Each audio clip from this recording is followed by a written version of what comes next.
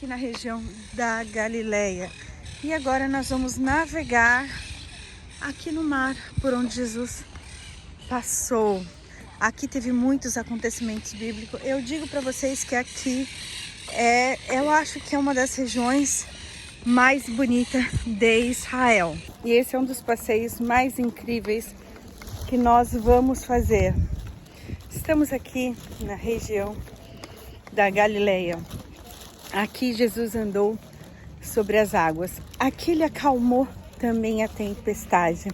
Aqui nessa região nós temos Carfanaum, Monte das Bem-aventuranças, e eu vou virar para você ver esse momento maravilhoso. Olha só que paz você está num lugar desse, ouvindo os pássaros, a presença de Deus. É um lugar que todo mundo aqui fica maravilhado. E aqui a gente consegue ter uma vista. Eles falam Mar da Galileia, mas na realidade é um lago.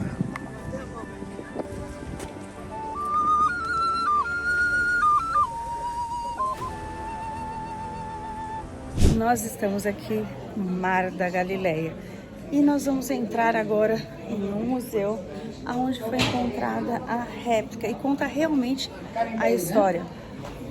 A Karen tá aqui. Aqui nós temos uma réplica, olha, da época original, e aqui também tem um barco daquela época. Agora a gente vai conhecer melhor essa história, conhecer no museu, que vale super a pena. O ingresso custa $15 para 2 pessoas. Da Galileia. Nosso pai é pescador e sempre moramos junto ao lago. Yuvi e Moshe são irmãos, arqueólogos amadores nascidos no Kibbutz Ginozar. Sonhávamos descobrir algum tesouro no lago e sempre dizia para Moshe que algum dia o mar nos traria um presente. E esse dia chegou. Depois de um ano de pouca chuva e o nível do mar muito baixo, andando pela beira do lago encontraram um prego antigo. Era um prego da era romana. Depois encontramos outro. Limpamos e vimos que era de madeira. Ao examinar melhor, percebemos que era um barco. Com cuidado, começamos a medir e vimos que era grande. Tinha uns 10 metros de comprimento. Sentimos que tínhamos feito uma grande descoberta, algo de suma importância. Entre os especialistas que chegaram estava o arqueólogo marítimo Shelley Waskman e seu ajudante Kurt. Comprovamos que se tratava de um barco antigo. Não sabíamos ainda de quando, mas se via logo que era antigo. Examinaram com o martelinho. E vimos 2 pessoas dançando no ar. Sim, é verdade, dançamos mesmo, estávamos muito emocionados. Começou a árdua tarefa e deveria ser feita sem demora. Começamos a escavar e, de certa forma, vimos que estávamos destruindo o barco, expondo ao seu maior inimigo, o oxigênio. Como conservadora, minha primeira tarefa era cuidar que a madeira não secasse. Estava totalmente saturada de água e, ao secar, se desintegrava, transformando-se em pó. Tivemos que instalar gotejadores e regar continuamente ao redor. Instalamos também um toldo para fazer sombra. A escavação de um objeto tão antigo exigiu cuidados especiais. Ao escavar, vimos que não se podia trabalhar com nenhuma ferramenta perto da madeira. Tivemos que fazer tudo manualmente, porque a madeira estava tão mole e esponjosa que com as mãos a desmanchávamos. Então chegou a hora de pensar como transportá-la. Chegaram especialistas do porto de Haifa, portuários e engenheiros. Recorremos à Força Aérea, à Marinha, à Diretoria Portuária, à Companhia Aérea El Al. A Força Aérea sugeriu um helicóptero. Finalmente foi Orna quem teve uma ideia genial de como mover o barco. A solução encontrada consistia em cobrir o barco de poliuretano que endurece rapidamente. Recheamos por dentro, mas como fazer para cobri-lo por fora? Estava impregnado de areia e se atirássemos, tudo se desintegraria. Solucionamos escavando uma valeta ao longo do barco de lado a lado. Uma vez criada a valeta debaixo do barco, rechearam com espuma. Injetamos o poliuretano que ao inflar se endurece. Podemos começar a escavar do lado outra valeta. Ao terminar a tarefa, todo o barco estava coberto dessa substância esponjosa endurecida, mas como levá-la para a terra firme? O mais lógico era fazer flutuar no lago até que chegasse à costa, e então o guindaste o levantaria até colocá-lo em terra firme. Com uma pá mecânica, cavamos uma valeta que se encheu de água. E ao flutuar o barco sobre a superfície, conseguiriam que navegasse pela primeira vez em 2 milênios. Dessa forma, pouco a pouco, no meio de uma grande expectativa, conseguiram fazer o barco flutuar. Todos estavam emocionados. Sentar num barco de 2000 anos e navegar parecia algo incrível.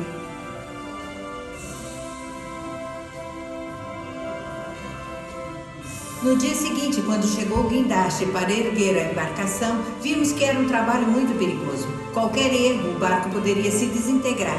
Mas o guindaste levantou o barco cuidadosamente uns metros acima da terra e todos se sentiram aliviados.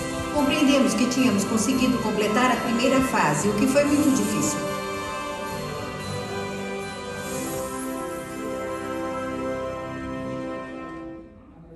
Do Git, e grande chance por essa região, Guenossar está na Bíblia.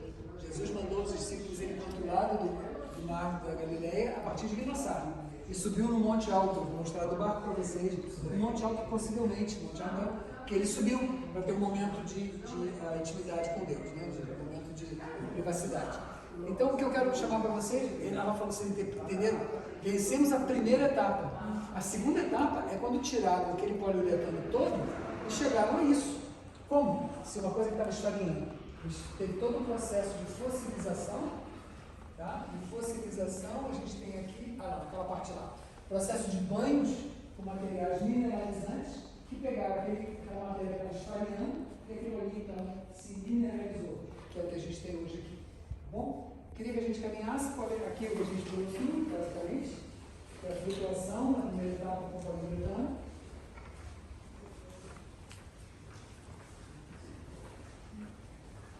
Aqui adiante, algumas coisas interessantes. Primeiro, fotografias da banheira com minerais para fossilizar, para endurecer então essa esponja que estava se desfazendo, até chegar ao estado e a cor, né? Essa cor não é a cor natural do barro. Aqui, deixa eu ver se são 12, eu tenho 12 agora. 1, 2, 3, 4, 5, 6, 7, 8, 9, 10, 11, 12, isso. 12 tipos de madeira diferentes que foram encontradas neste barco. A construção do barco é uma construção de 2000 anos. Por quê? Hoje em dia, quem já viu a construção, alguém construiu algum barco de madeira, sabe, até mesmo um barco de fibra, sabe que a gente começa pelas costelas do barco, né? Se alguém for algum estaleiro, a gente sabe que começa com as costelas e depois botamos as placas. Aqui não. Esse barco, esse do Git, a forma de construção era, você montava as placas, as tábuas laterais, depois então reforçava com costelas. Tanto é que iam de um lado para o outro, enfim. E esse reforço exigia manutenção. E na manutenção deste que foi encontrado, você tem todos esses tipos de madeira, tá? Todos esses tipos de madeira, inclusive aqui o sicômoro, né? Nós vamos ver amanhã o sicômoro de Zaqueus, tá? Você tem todos esses tipos de madeira encontrados, o que mostra não só a riqueza da floresta em volta dessa região, 2000 anos, como também a intensidade de trabalho e de mão de obra envolvida em manutenção de barcos desse tipo. A Bíblia fala que estava na popa. A popa é a parte de trás do barco, né? Para que essa especificidade? Não bastava Jesus estar dormindo e ter uma tempestade, todo mundo apavorado, e Jesus ali totalmente alienado, e eles dizendo, meu Deus, e Jesus se levanta e acalma a tempestade. Mas não, mas diz que ele estava na popa. Uma série de coisas a gente pode depreender só do fato de Jesus estar na parte de trás do barco. Uma delas, inclusive, é conforto. Quem veleja, quem tem barco, sabe que a parte de trás é dos comandantes, né? A parte que menos se movimenta. Outra é para justificar o fato dele estar na parte de trás e, quem sabe, não perceber, como os outros que estavam nas outras partes do barco, não perceber a movimentação. Porque a parte de trás do barco, numa situação de pêndulo, ela fica bem estável. Como a gente está aqui na frente desse barco, a gente vai ver isso aqui. Vamos caminhar um pouquinho mais para lá? Esse filme, antes de eles botarem, vou falar umas coisinhas para vocês aqui. Vocês notaram?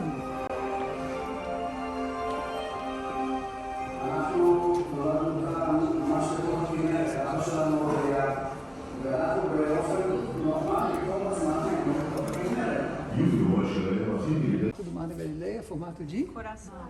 De? Harpa. Daí o nome Kinneret. Kineret em hebraico é harpa.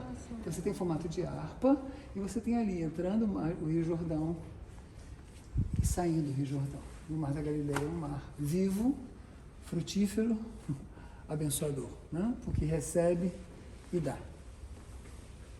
Acho que eu posso dizer algumas coisas aqui. Aqui está moedas que comprovam, tá vendo? A parte, isso aqui já tem mais a ver com a revolta que eu falei lá em Migdala, que o Mar da Galileia ficou todo de sangue, né?